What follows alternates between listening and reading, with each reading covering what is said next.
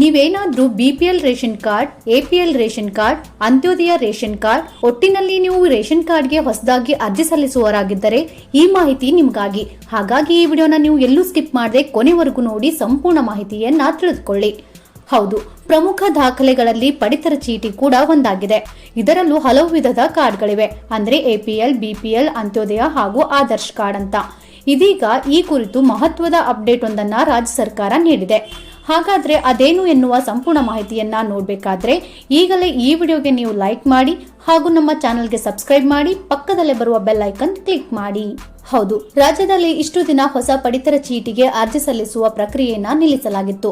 ಆದರೆ ಇದೀಗ ಮತ್ತೆ ಕರ್ನಾಟಕ ಸರ್ಕಾರ ಮತ್ತು ನಾಗರಿಕ ಸರಬರಾಜು ಇಲಾಖೆ ರಾಜ್ಯದ ಕುಟುಂಬಗಳಿಗೆ ಆಧಾರಿತವಾಗಿ ಪಡಿತರ ಚೀಟಿಗಳನ್ನು ನೀಡಲು ಮುಂದಾಗಿದೆ. ಹೊಸ ರೇಷನ್ ಕಾರ್ಡ್ ಪಡೆಯಲು ಬಯಸುವವರು ಅಧಿಕೃತ ಪ್ರಕ್ರಿಯೆ ಮೂಲಕ ಅರ್ಜಿ ಸಲ್ಲಿಕೆಯನ್ನ ಮಾಡಬೇಕಾಗುತ್ತೆ. ರಾಜ್ಯದಲ್ಲಿ ಆಹಾರ ಭದ್ರತೆಗೆ ಮತ್ತು ಸಬ್ಸಿಡಿ ಸಾಮಗ್ರಿಗಳ ಸರಬರಾಜಿಗೆ ಪಡಿತರ ಚೀಟಿಗಳು ಕಡ್ಡಾಯ ಆಗಿದೆ. ಈ ಮೂಲಕ ಅಕ್ಕಿ, ಗೋಧಿ, ಸಕ್ಕರೆ ಮುಂತಾದ ಅಗತ್ಯ ವಸ್ತುಗಳನ್ನು ನ್ಯಾಯಬೆಲೆ ಅಂಗಡಿಗಳಲ್ಲಿ ಕಡಿಮೆ ದರದಲ್ಲಿ ನೀಡಲಾಗುತ್ತದೆ. ಇನ್ನು ಕೆಲವೆಡೆ ಉಚಿತವಾಗಿಯೂ ನೀಡಲಾಗುತ್ತದೆ. ಜೊತೆಗೆ ವಿವಿಧ ಸೌಲಭ್ಯಗಳು ಸಹ ಉಚಿತವಾಗಿ ದೊರೆಯಲಿವೆ. ಸಾಮಾನ್ಯವಾಗಿ ಅಂತ್ಯೋದಯ, BPL, APL ಮತ್ತು ಆದರ್ಶ್ 4 ವಿಧದ ಪಡಿತರ ಚೀಟಿಗಳಿವೆ. ಇವು ಕುಟುಂಬದ ಪರಿಸ್ಥಿತಿ ಆಧಾರದ ಮೇಲೆ ವಿತರಿಸಲಾಗುತ್ತದೆ.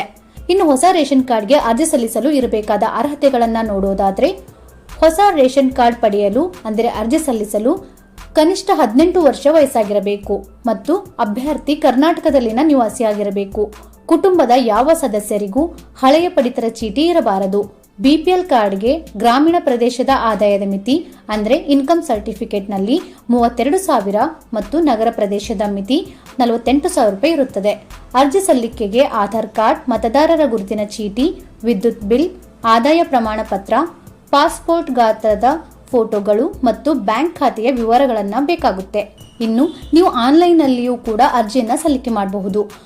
ahara.kar.nic.inಗೆ ಭೇಟಿ ನೀಡಿ ಹೊಸ ಬಳಕೆದಾರರಾಗಿ ನೋಂದಣಿ ಮಾಡಿ ಲಾಗಿನ್ ಆಗಿ ಅಗತ್ಯ ದಾಖಲೆಗಳನ್ನು ಅಪ್ಲೋಡ್ ಮಾಡಿ ಅರ್ಜಿ ಸಲ್ಲಿಸಬೇಕು. ಅರ್ಜಿಯ ಸ್ಥಿತಿಯನ್ನು ಆನ್ಲೈನ್ನಲ್ಲಿ ನಮೂದಿಸಿದ ಸಂಖ್ಯೆ ಮೂಲಕ ಪರಿಶೀಲಿಸಬಹುದು. ಇನ್ನು ಆಫ್ಲೈನ್ ಮೂಲಕವೂ ನೀವು ನೇರವಾಗಿ ಅರ್ಜಿಯನ್ನ ಸಲ್ಲಿಸಬಹುದು. ಅರ್ಜಿ ನಮೂನೆ ನಿಮ್ಮ ಹತ್ತಿರದ ಪಡಿತರ ಅಂಗಡಿಯಲ್ಲಿ ಲಭ್ಯವಿದ್ದು ಅದನ್ನು ಸರಿಯಾಗಿ ಭರ್ತಿ ಮಾಡಿ ಜಿಲ್ಲಾ ಕಚೇರಿಗೆ ಸಲ್ಲಿಸಬಹುದು. ಪ್ರಸ್ತುತ ಹೊಸ ಪಡಿತರ ಚೀಟಿಗೆ ಅರ್ಜಿ ಸ್ವೀಕೃತಿಯನ್ನ ತಾತ್ಕಾಲಿಕವಾಗಿ ಸ್ಥಗಿತಗೊಳಿಸಲಾಗಿದೆ. ಅಧಿಕಾರಿಗಳು ಹಳೆಯ ಅರ್ಜಿಗಳನ್ನು ಪರಿಶೀಲನೆಯ ನಂತರವೇ ಪ್ರಕ್ರಿಯೆ ಪುನರಾರಂಭಿಸುವ ಸಾಧ್ಯತೆ ಇದೆ. ಹೆಚ್ಚಿನ ಮಾಹಿತಿಗಾಗಿ ಹತ್ತಿರದ ಆಹಾರ ಕಚೇರಿ ಅಥವಾ ಇಲಾಖೆಯ ಹೆಲ್ಪ್ ಡೆಸ್ಕ್ನಲ್ಲಿ ಸಂಪರ್ಕಿಸಬಹುದು. ಸರಿಯಾದ ಸಮಯದಲ್ಲಿ ದಾಖಲೆಗಳೊಂದಿಗೆ ಅರ್ಜಿ ಸಲ್ಲಿಸಿದರೆ ಹೊಸ ಪಡಿತರ ಚೀಟಿ ಪಡೆಯುವುದು ಸುಲಭವಾಗಲಿದೆ. ನೋಡುದ್ರಲ್ಲ, ಹೊಸದಾಗಿ ರೇಷನ್ ಕಾರ್ಡ್ ಪಡೆಯಬೇಕೆಂದುಕೊಂಡ ನಿಮ್ಮ ಸ್ನೇಹಿತರಿಗೆ ಹಾಗೂ ಸಂಬಂಧಿಕರಿಗೆ ಈ ವಿಡಿಯೋನ ಈಗಲೇ ಶೇರ್ ಮಾಡಿ ಅವರಿಗೂ ಈ ಮಾಹಿತಿಯನ್ನ ತಲುಪಿಸಿ. ಹಾಗಾಗಿ ಈ ವಿಡಿಯೋ ನಿಮಗೆ ಇಷ್ಟ ಆಗಿದ್ರೆ ಲೈಕ್ ಮಾಡಿ ಹಾಗೂ ಇನ್ನೂ ಹೆಚ್ಚಿನ ಮಾಹಿತಿ ಮತ್ತು ವಿಡಿಯೋಗಳಿಗಾಗಿ ತಪ್ಪದೆ ನಮ್ಮ ಚಾನೆಲ್ ಸಬ್ಸ್ಕ್ರೈಬ್ ಮಾಡಿ. Thank you for watching.